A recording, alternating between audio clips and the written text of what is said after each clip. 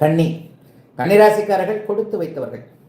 12 ராசியில் பிரச்சனை இல்லாத ராசியில் ஏதோ கன்னிராசியும் ஒன்றுன்னு சொல்லிடுவேன். அபாரமான நன்மைகள் நடக்கக்கூடிய அமைப்புகள் இப்போது கன்னிராசிக்காரர்களுக்கு உண்டு. 9ஆம் இடத்துலேருந்து ராசியை குருவாக்குறார்.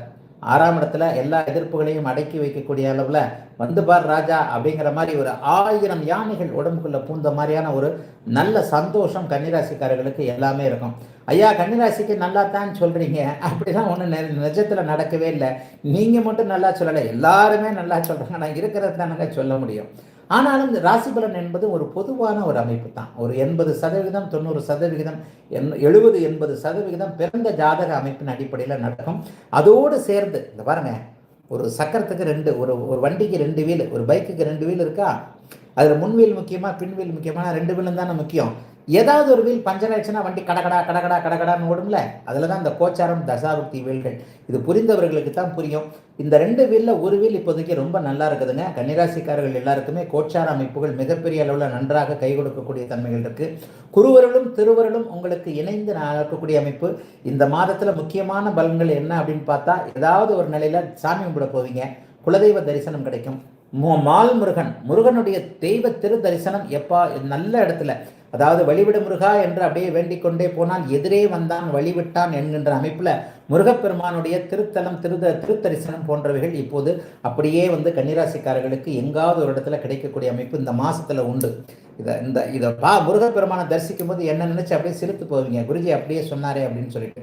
ஆக தெய்வ தரிசனங்கள் ஏற்படக்கூடிய ஒரு நல்ல வாய்ப்புகள் கிடைக்கக்கூடிய அமைப்புகள், ஒரு சுலப அமைப்புகள் இருக்கு. மகான்கள் அவதரித்த இடங்களுக்கு போகக்கூடிய அமைப்பு, சொந்த ஊருக்கு போகக்கூடிய வாய்ப்புகள் சில பேருக்கு உண்டு. சொந்த ஊரில் போய் ஒரு 4 நாள் நிம்மதியாக இருந்துட்டு வரலான்னு கிளம்புவீங்க.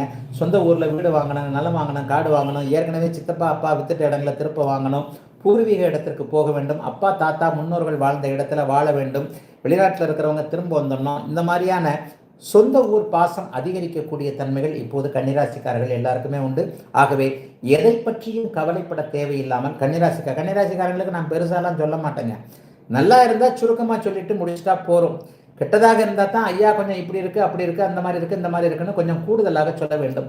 கன்னிராசிக்காரர்களுக்கு அப்படி ஒன்றும் பெரிய கெடுதல்களை சொல்ல முடியாத நிலைமையில தான் இப்போது அனைத்து கிரகங்களும். 6ஆம் இடத்துல சனி இருக்கிறாரா, 9ஆம் இடத்துல குரு செவ்வாய். இந்த குரு செவ்வாய் மங்கள யோகம் ஒரு நிலையில் கொஞ்சம் ஒரு மாதிரியான டிஸ்டர்பன்ஸை உங்களுக்கு செய்யும்.